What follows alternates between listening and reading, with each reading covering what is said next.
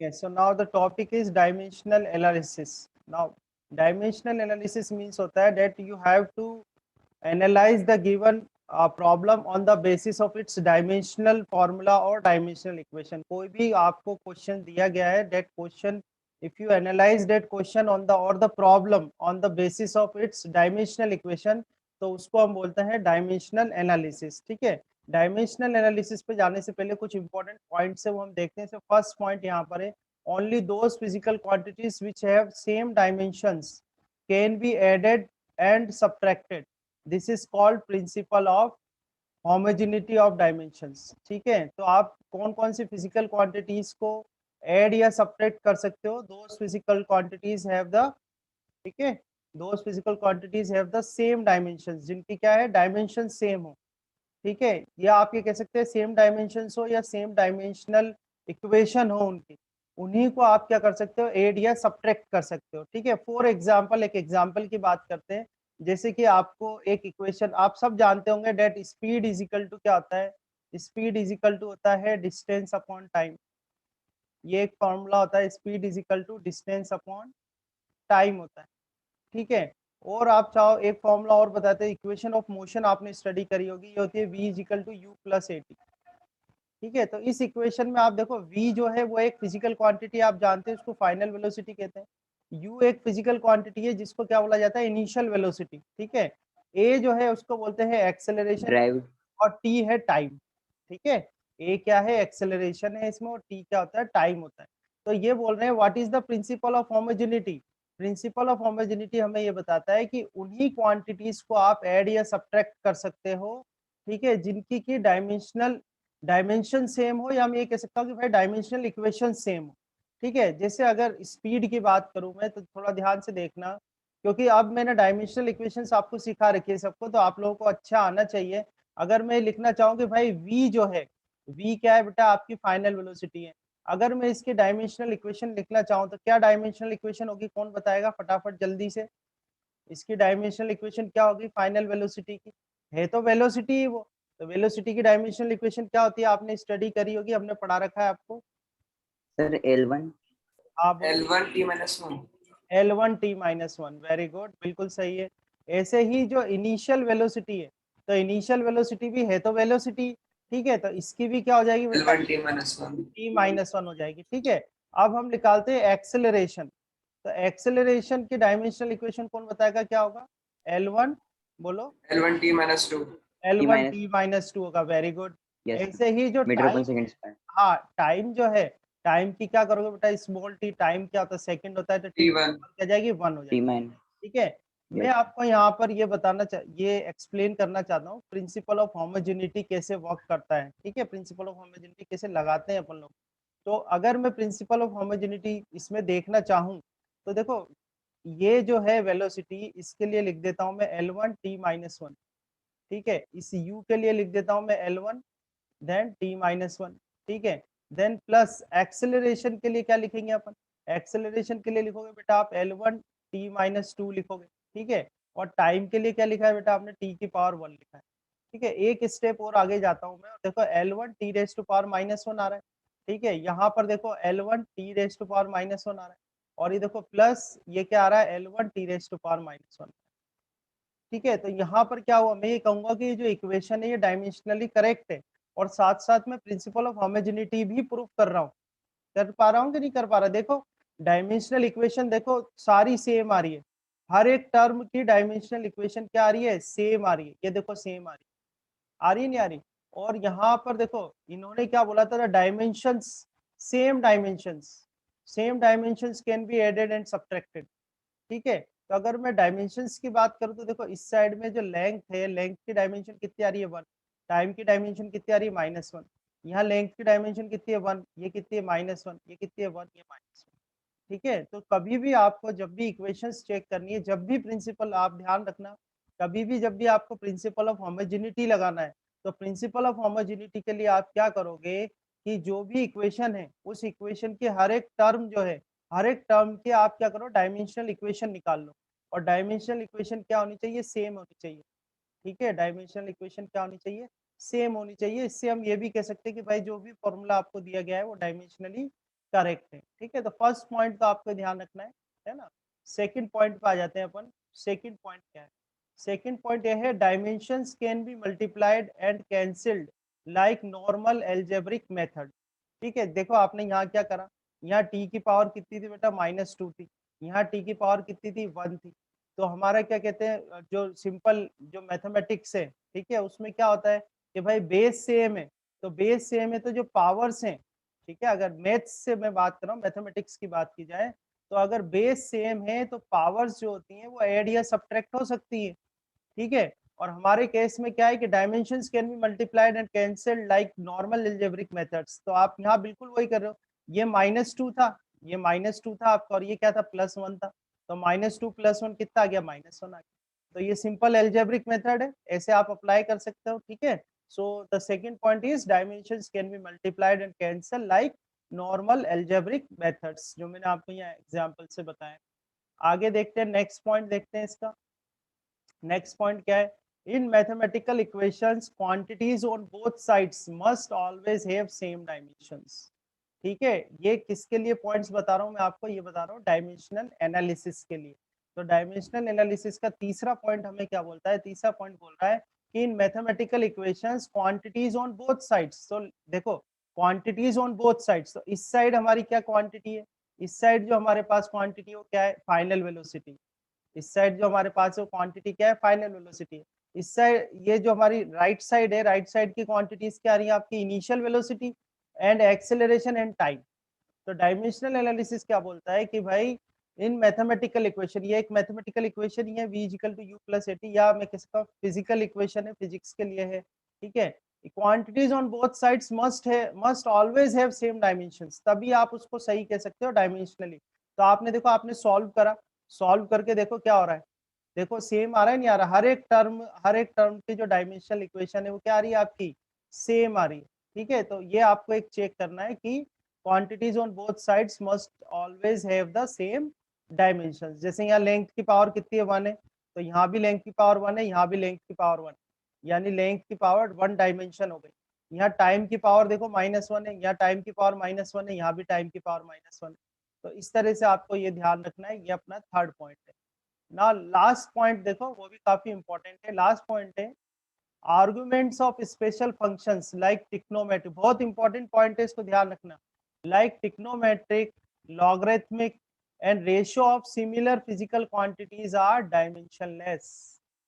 ठीक है, arguments of special functions like trigonometric, logarithmic and ratio of similar physical quantities are dimensionless, ये आपको ध्यान रखना है। जैसे एक एग्जांपल मैं आपको देता हूँ, जैसे टाइम पीरियड है, टाइम पीरियड का जो फॉर्मूला होता है T is equal to 2π√L/g। ठीक है, ये फॉर्मूला होता है टाइम पीरियड का, जो सिंपल पेंडुलम होता है, सिंपल पेंडुलम के टाइम पीरियड का फॉर्मूला है ये T is equal to 2π√L/g। अब इसको अगर मैं चेक करना चाहूँ, जो कि आपने ये पॉइंट्स स्टडी करे, जैसे थर्ड पॉइंट अपना यहाँ पर बन रहा था, थर्ड पॉइंट ये कह रहा था कि quantities on both sides must always have same dimensions. तो अपन इसको चेक करके देखें डायमेंशनली कि भाई दोनों साइड की डायमेंशन सेम आ रही है कि नहीं आ रही, है ना। तो देखो टाइम जो होता है, टाइम के लिए क्या लिखेंगे बेटा अपन, टाइम के लिए आप क्या लिखोगे, या मैं ऐसा करूँ कि पहले दोनों तरफ स्क्वायर कर देता हूँ, दोनों तरफ क्या करते हैं, यस सर। स्क्वायर कर देते हैं। तो स्क्वायर करोगे तो देखो टी स्क्वायर आ जाएगा, ये आपका आ जाएगा 2 × 2 = 4, ये 4π² आ जाएगा, और ये आ जाएगा L/g। आ गया नहीं आ गया। अब देखो जो टाइम है, जो टाइम है ना, टाइम की इसकी डायमेंशनल इक्वेशन अगर मैं लिखना चाहूँ तो क्या होगी, टी की पावर 1 होगी, e की पावर 2। हाँ, तो टी की पावर इधर से कितनी आ जाएगी आपके पास, टी की पावर 2 आ जाएगी, आ जाएगी ना, क्योंकि उसकी पावर थी, है ना। अब जो हमारा फोर्थ रूल था, फोर्थ रूल क्या कह रहा था कि trigonometric, logarithmic, ratio of similar physical quantities, और इस तरह ये जो वैल्यूज है ये क्या होती है, इनकी कोई डायमेंशन नहीं होती, दीज आर डायमेंशनलेस। तो ये 4π² जो है वो क्या होगा, डायमेंशन लेस होगा। और बिकॉज ये डायमेंशन लेस है, because it is dimension less, ये डायमेंशन लेस है, तो देखो लेंथ मैं थोड़ा सा शॉर्ट में कर रहा हूँ, डायरेक्ट थोड़ा सा देखना, लेंथ की क्या होगी बेटा, L की पावर 1 होगी, होगी नहीं होगी। और यस सर। ये क्या है, ग्रेविटेशनल एक्सेलरेशन है। तो ग्रेविटेशनल एक्सेलरेशन है तो क्या है तो एक्सेलरेशन ही। मैंने आपको सिखाया था ना भाई, सरनेम तो सेम है उसका, तो सरनेम सेम है तो एक्सेलरेशन की तो आपको पता है क्या होती है, L1 t raise to L1 power minus T1 है ना। तो यहाँ पर अगर मैं लिखूँ तो ये क्या लिखूंगा, L1 t raise to power क्या कर दूंगा, -2 कर दूंगा। हो जाएगा नहीं हो जाएगा, हो जाएगा ना। तो आरएचएस अगर मैं राइट हैंड साइड को सॉल्व करूं तो राइट हैंड साइड की क्या आएगी डायमेंशन, फाइनली बताओ राइट हैंड साइड की डायमेंशन T की क्या आएगी, पावर टी की पावर 2 आ जाएगी ना। ये यस L1 सर। ऊपर ले जाओगे तो 1 - 1 तो 0 हो जाएगा, तो ये तो हट ही जाएगा। तो टी की पावर -2 है तो ऊपर जाएगी तो +2 हो जाएगी। तो देखो यहाँ पर जो LHS है वो RHS के बराबर आ रहा है नहीं आ रहा, आ रहा है ना। तो इस तरह से हम कह सकते हैं कि भाई ये इक्वेशन जो है वो डायमेंशनली क्या है, करेक्ट है। ठीक है, तो इस तरह से जब आप किसी भी गिवन इक्वेशन को या जो भी कोई गिवन फॉर्मूला है आपका, उसको डायमेंशनली स्टडी करते हो। कैसे स्टडी करते हो, डायमेंशनली, तो उसको बोला जाता है डायमेंशनल एनालिसिस। ठीक है, और जब भी हम डायमेंशनल एनालिसिस करते हैं तो हम एक प्रिंसिपल को अप्लाई करते हैं, वो प्रिंसिपल होता है principal of homogeneity of dimensions, या सिंपल आप कह सकते हो principal of homogeneity. Principal of homogeneity के अंदर क्या है, तो दोस only those physical quantities which have same dimensions can be added and subtracted। तो ये सारे पॉइंट्स आपको ध्यान रखने हैं, जो पॉइंट्स है ना, ये फर्स्ट पॉइंट अभी जस्ट मैंने बताया ही है। सेकंड पॉइंट हमने क्या करा था कि dimensions can B multiplied and cancelled like normal algebraic methods. तो मैंने बेटा ये एग्जांपल आपको बताया, देखो कैसे हुआ है ना। आगे देखो, इन mathematical equation quantities on both sides must always have same dimensions. तो ये भी मैंने आपको सॉल्व करके बताया। तो देखो ये दोनों साइड से, ये टाइम है, टाइम की डायमेंशन कितनी है 2, तो यहाँ भी टाइम की डायमेंशन कितनी आ रही है 2। ठीक है, तो डायमेंशनली अगर आप एनालाइज कर रहे हो तो बोथ साइड्स जो फिजिकल क्वांटिटीज हैं, है ना, उन quantities on both sides must always have same dimensions. और इसके बाद ये ट्रिग्नोमेट्रिक लॉगरिथमिक रेशियो जो होते हैं of and ratio of similar physical quantities are dimensionless. ठीक है, तो ये 4 पॉइंट्स आपको समझ में आए कि नहीं आए ये बताओ। ठीक है, तो ये तो बात हो गई कि डायमेंशनल एनालिसिस होता क्या है। आगे हमको देखना है एप्लीकेशंस ऑफ, आगे हमें क्या करना है, एप्लीकेशंस ऑफ डायमेंशनल एनालिसिस।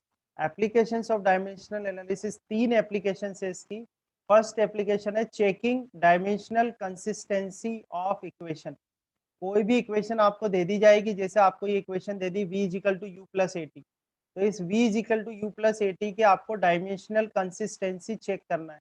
तो डायमेंशनल कंसिस्टेंसी चेक करने का मतलब है कि RHS और LHS, या मैं ये कह सकता हूँ कि राइट हैंड साइड और लेफ्ट हैंड साइड में जो भी फिजिकल क्वांटिटीज है, उनकी जो डायमेंशनल इक्वेशन है वो क्या होनी चाहिए, सेम होनी चाहिए। अगर डायमेंशनल इक्वेशन सेम आती है तो आप लिख दोगे कि the equation is dimensionally correct.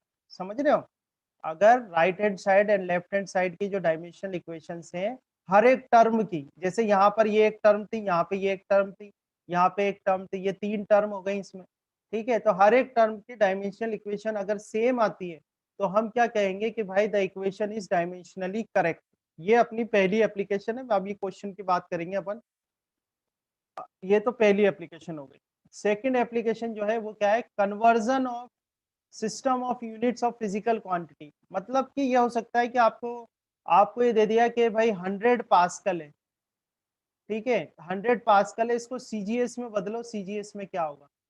ठीक है, तो आप जानते हैं कि पास्कल जो है वो प्रेशर की यूनिट है, और ये कौन सा सिस्टम है आपका, एसआई सिस्टम। तो आपको एसआई सिस्टम ऑफ यूनिट से किस में बदलना है, सीजीएस में बदलना है। ठीक है, तो वो कैसे आप कन्वर्ट करोगे, ये इसकी सेकंड एप्लीकेशन है जो कि अपन अच्छे से डिटेल में करेंगे। और ये भी ध्यान रखना साथ साथ कि जरूरी नहीं है आप जो आपकी नॉन सिस्टम ऑफ यूनिट है, नॉन सिस्टम ऑफ यूनिट का मतलब हो गया, जैसे आपको मालूम है एमकेएस होता है, सीजीएस होता है, एफपीएस होता है, एसआई होता है। जरूरी नहीं है कि आप इन्हीं में से कुछ दे, कोई नया सिस्टम भी आपको दे सकता है।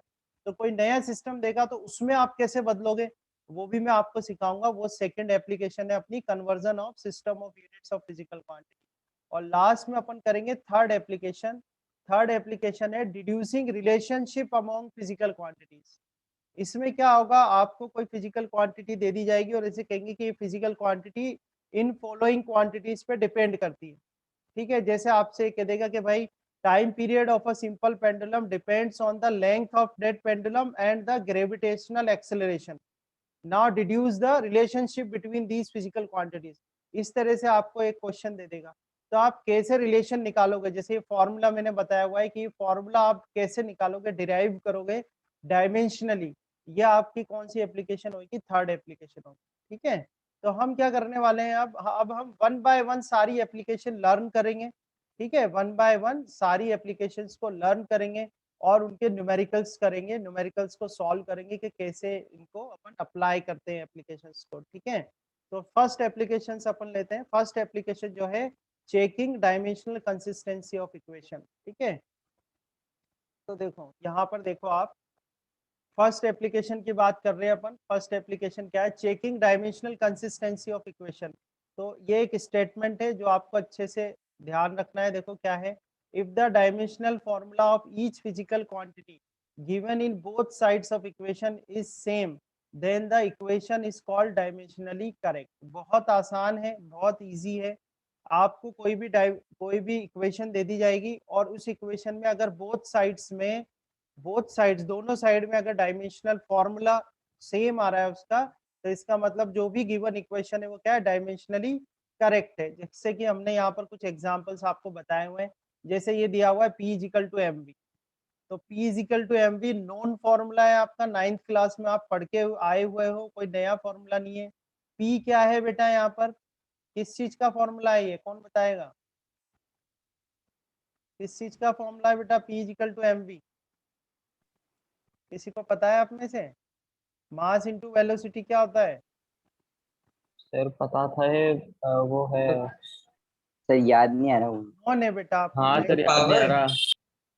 क्या है, 9th में पढ़ के आए हो आप, मोमेंटम, लीनियर मोमेंटम। ऑप्शन हाँ सर मोमेंटम। मोमेंटम हाँ, मोमेंटम। कोई बात नहीं, कोई दिक्कत नहीं है ना, लीनियर मोमेंटम का फॉर्मूला है बेटा ये P is equal to m v, ठीक है। तो लीनियर मोमेंटम का फॉर्मूला ये दे दिया अपन को P is equal to m v. अब ये कह रहे कि भाई इसको चेक करके बताओ कि फॉर्मूला डायमेंशनली करेक्ट है कि नहीं। तो ये फॉर्मूला डायमेंशनली करेक्ट होगा अगर इसकी दोनों साइड, यानी कि इसकी जो LHS साइड है और RHS साइड है, उनकी डायमेंशनल इक्वेशन या डायमेंशनल फॉर्मूला क्या होगा, सेम होगा, ठीक है। या आप ये भी कह सकते हो कि भाई जो ये बेसिक क्वांटिटीज है, जैसे m मतलब मास होता है, l मतलब लेंथ होता है, t मतलब टाइम होता है, ये आपको पता ही है। तो देखो मोमेंटम जो होगा, लीनियर मोमेंटम जो है, लीनियर मोमेंटम की डायमेंशनल इक्वेशन होती है m की पावर 1, l की पावर 1, t की पावर -1। ये अपना सॉल्व करा हुआ है, ठीक है। मास जो है, मास की डायमेंशनल इक्वेशन या डायमेंशनल फॉर्मूला में लिखूं तो डायमेंशनल फॉर्मूला होगा m की पावर 1, और वेलोसिटी आपने सॉल्व कराई है, वेलोसिटी का होगा l की पावर 1, t की पावर -1। तो आप इनको सॉल्व करा, आप देखो ये आपका LHS है, LHS में मास की डायमेंशन कितनी आ रही है 1, और RHS में भी देखो मास की डायमेंशन कितनी आ रही है 1। यहाँ पर लेंथ की डायमेंशन कितनी है 1, यहाँ भी लेंथ की डायमेंशन कितनी है 1। यहाँ पर टाइम की डायमेंशन कितनी है -1, यहाँ पर टाइम की डायमेंशन कितनी है -1। समझ में आ रहा है। तो इसका मतलब क्या हुआ, हमारी कंडीशन जो है वो सेटिस्फाइड हो रही है। हमारी कंडीशन यही थी कि भाई the dimensional formula of both the sides should be equal, should be same, ठीक है। यही कह रहा था कि जो फिजिकल क्वांटिटी है उनका डायमेंशनल फॉर्मूला जो है, अगर वो दोनों साइड सेम है तो जो गिवन इक्वेशन है वो क्या है, डायमेंशनली करेक्ट है। तो ये इक्वेशन क्या हो गई, डायमेंशनली करेक्ट हो गई, है ना। ऐसे ही देखो v is equal to u, sir हाँ बोलो। सर ऐसे तो ये हमेशा हमेशा इक्वल आएगा, क्योंकि अगर नहीं हमें नहीं, मोमेंटम का हमेशा नहीं वो आएगा, डायमेंशनल हमेशा इक्वेशन पता नहीं है सर। नहीं नहीं, हमेशा नहीं आएगा। अभी तो मैं आपको सिखा रहा हूँ, क्वेश्चंस में आपको कराऊंगा अभी, ठीक है, क्वेश्चंस में सर कराऊंगा। जब आप क्वेश्चंस करोगे तब आपको पता लगेगा कि कई इक्वेशंस जो है वो अलग भी आएंगी। हाँ बोलो, पूछो क्वेश्चन, ये तो सर अभी अभी मैं, हमें मोमेंटम का डायमेंशनल इक्वेशन पता नहीं था, तो हम इसी फॉर्मूले से निकालेंगे उसका डायमेंशनल इक्वेशन। हाँ इसी से निकालो। ये तो जस्ट मैं आपको छोटे छोटे एग्जाम्पल दे रहा हूँ, रियल प्रॉब्लम्स तो अभी आएगी आगे, रियल प्रॉब्लम्स अभी यस। आएंगी, मैं दूंगा आपको, ठीक है। v is equal to u plus 80 तो जस्ट मैंने आपको सॉल्व करके बताया, देखो इधर v is equal to u plus 80 तो जस्ट सॉल्व करके बताया ये रहा, ठीक है। तो ये डायमेंशनली आपका करेक्ट आ रहा है, ठीक है। एक इक्वेशन मैं आपको देता हूँ, इसको चेक करके मुझे बताओ डायमेंशनली करेक्ट है या नहीं। तो ये इक्वेशन है v square is equal to u square plus 2as। इसको चेक करो ये इक्वेशन डायमेंशनली करेक्ट है या नहीं, ठीक है। आपको येस और नो मतलब मैसेज कर देना चैट बॉक्स में, ठीक है। ठीक है, तो देखो वेलोसिटी अब आप सब लोग नोन हो गए हो, l की पावर 1, t की पावर मीटर अपॉन सेकंड है, t की पावर -1 आएगा, और ये स्क्वायर है इधर, ठीक है। ये भी वेलोसिटी तो L1 t की पावर -1 आएगा और स्क्वायर, देन प्लस टू तो क्या हो गया, डायमेंशनलेस हो गया, ठीक है, टू तो डायमेंशनलेस है। एक्सेलरेशन की क्या होती है, L1 t⁻⁻² हो जाएगी। और s क्या है बेटा, डिस्टेंस है, तो डिस्टेंस मतलब l की पावर कितनी जाएगी, 1 हो जाएगी। तो ये स्क्वायर है, तो स्क्वायर की वजह से क्या हो जाएगा, L2 t⁻⁻² हो जाएगा, है ना, ये हो जाएगा आपका L2 t⁻⁻² हो जाएगा, ठीक है। प्लस यहाँ देखो, यहाँ हो जाएगा आपका L1 L2 sorry L2 and t⁻⁻²। तो आप देखें यहाँ पर LHS इजिकल टू RHS आ रहा है, मतलब हम ये कह सकते हैं कि the dimensional formula for each term, है ना, हर एक टर्म में जो फिजिकल क्वांटिटी है या हर एक टर्म का जो डायमेंशनल फॉर्मूला है वो सेम आ रहा है, या डायमेंशंस भी सेम आ रही है। जैसे हम बात करें कि लेंथ की डायमेंशन 2 है और टाइम की जो है डायमेंशन कितनी है, -2, तो यहाँ पर भी देखो लेंथ की डायमेंशन 2 है, टाइम की -2 है, यहाँ भी लेंथ की डायमेंशन 2 है, टाइम की पावर क्या है, -2 है। तो अपन ये कह सकते हैं कि this equation is dimensionally correct. हम यहाँ लास्ट में क्या लिख देंगे कि this equation is dimensionally correct, ठीक है। तो आई होप समझ में आया होगा। पहला जो इसका अपना एप्लीकेशन है, इसमें हमको यही करना है। मैं देखता हूँ, मैंने शायद क्वेश्चंस इसके रखे हुए हैं, ठीक है। तो ये एक क्वेश्चन अपन करते हैं जो कि इसी एप्लीकेशन से रिलेटेड है, ठीक है। ये एक क्वेश्चन है इसी एप्लीकेशन से रिलेटेड है, जस्ट अभी सॉल्व ही किया है। इस तरह से आपको क्वेश्चन मिलेगा, देखो पेपर में तो आपको इस तरह से क्वेश्चन मिलेगा, check the accuracy of the relation v² - u² = 2s where v and u are final and initial velocities and a is acceleration and s is the distance. तो आपको इस तरह से कंप्लीट क्वेश्चन मिलेगा, ठीक है। तो हमने लिखा जैसे v² - u² = 2s, देने दो उसको, उसने इस तरह से क्वेश्चन लिखा है, लिखने दो। v² का अपन ने कर देंगे L1 t⁻⁻1, ये 2 आ गया, बीच में माइनस लगा दो, यहाँ पर कर देंगे L1 t की पावर क्या करेंगे बेटा, -1 करेंगे, ये स्क्वायर कर देंगे। 2 तो क्या है, डायमेंशन लेस है, इसका हो जाएगा L1 t⁻⁻2 हो जाएगा। और s के लिए L1 क्या, s का क्या कर देंगे अपन, L1 कर देंगे। तो यहाँ से देखो तो L1 सॉरी L2 t⁻⁻2 हो जाएगा, t⁻²। माइनस यहाँ भी L2 t⁻⁻2 हो जाएगा, और यहाँ पर क्या आ जाएगा, L2 सर हो रहा है, ये t की सर ये पावर भी है हो -2 रहा है सर। हो रहा है ना। बस यहाँ पर लिख देंगे hence proof the sir. Equation is dimensionally correct. बस ये कर देना है आपको, ये हो गया, बस इस तरह से चेक करना है, ठीक है बेटा। तो ये तो एक क्वेश्चन है, देखते हैं और क्वेश्चन ऐड किए कि मैंने, हाँ और क्वेश्चन भी ऐड किए हैं। अब ये एक क्वेश्चन दिया है s = ut + ½ at²। चलो तो चेक कर दो तो बेटा इसको फटाफट, जल्दी से चेक कर दो सर ये वाला डायमेंशन। हो रहा है। ये भी हो रहा है ना। s का क्या आ जाएगा, l की पावर हाँ 1 हो जाएगा, L1 इसका कितना जाएगा बेटा, l की पावर 1 t की पावर -1, ये t की पावर 1 यहाँ आ जाएगा, 1/2 नंबर है तो डायमेंशन लेस है, इसका L1 t की पावर -2 हो जाएगा, और ये भी t की पावर 2 हो जाएगा। तो देखो क्या आ रहा है यहाँ पर, तो L1 ये आ गया आपका, है ना, ये भी L1 आ जाएगा, और प्लस, और ये भी बेटा कितना आ रहा है आपका, देखो L1 आ रहा है। So the each on the both sides the each term have the same dimensions, same dimension आ रही है, लेंथ की पावर 1 है, लेंथ की पावर 1 है, लेंथ की पावर 1 है, 1 डायमेंशन आ रही है। तो ये भी क्या हो गया, आप यहाँ पर बस ऐसे लिख देना that the given equation is dimensionally correct, ठीक है बेटा। इस तरह से पहली एप्लीकेशन है, और देख लेते हैं अपन।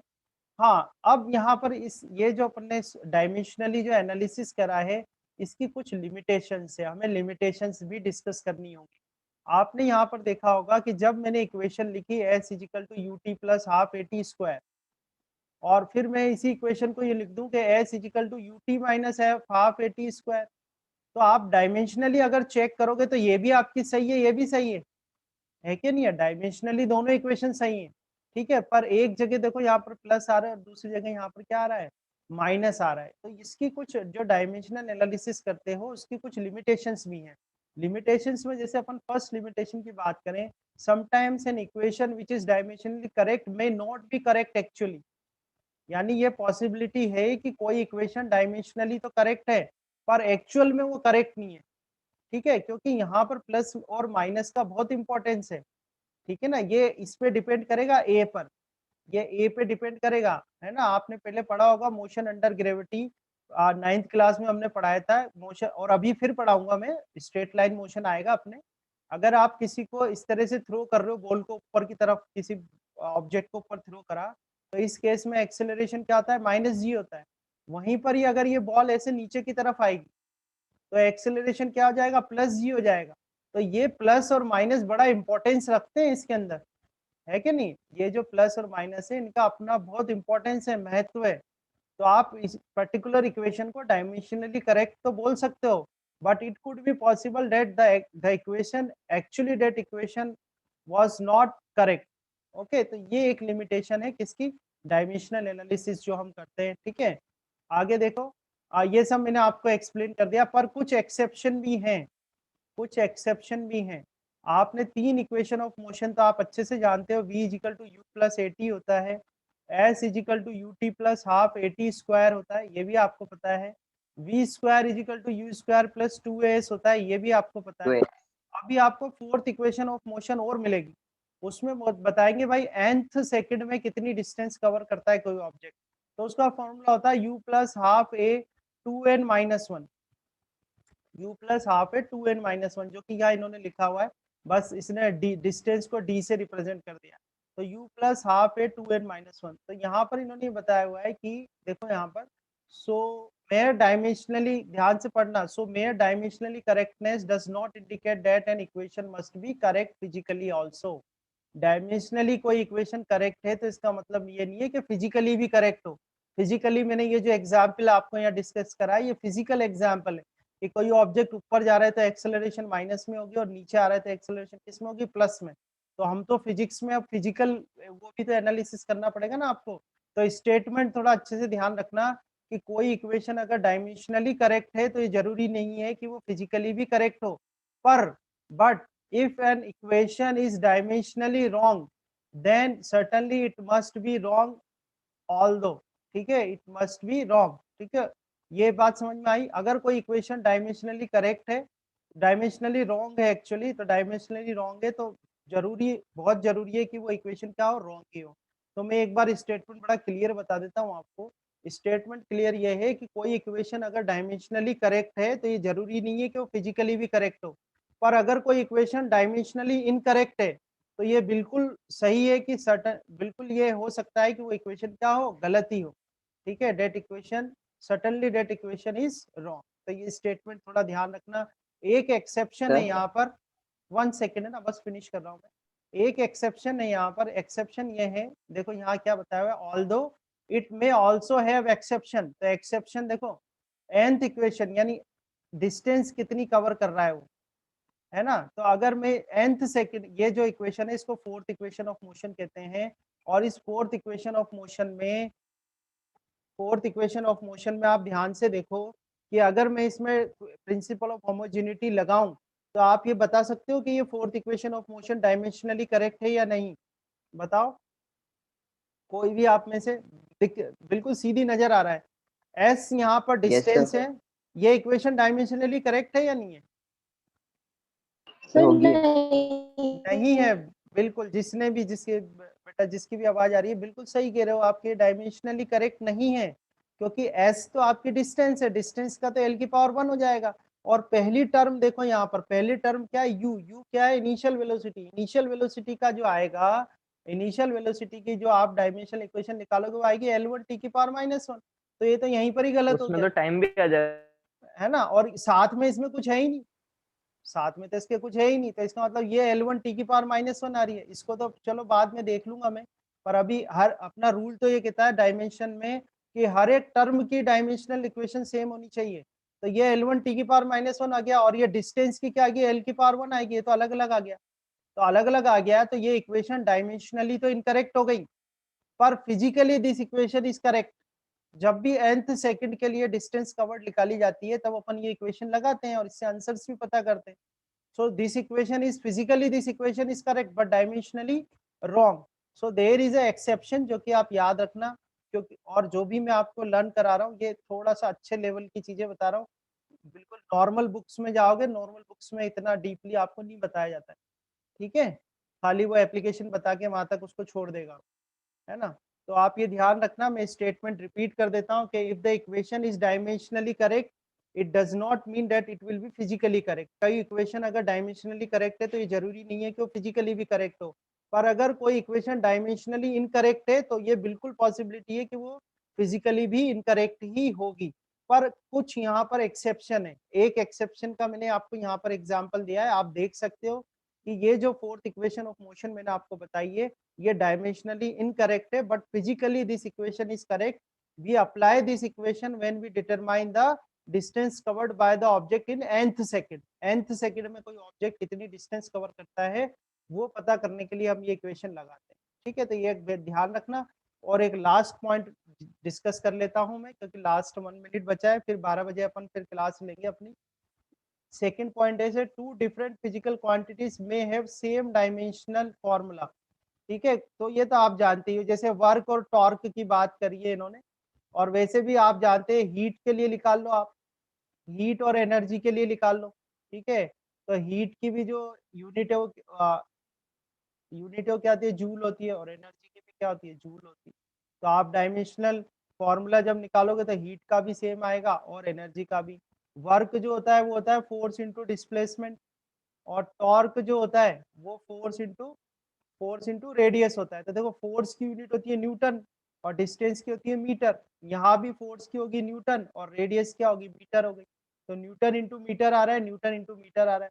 दोनों के अगर आप डायमेंशनल इक्वेशन निकालोगे तो क्या आएगी, सेम आएगी। तो ये तो हमें पता है, इसमें तो कोई अलग से कुछ नहीं है।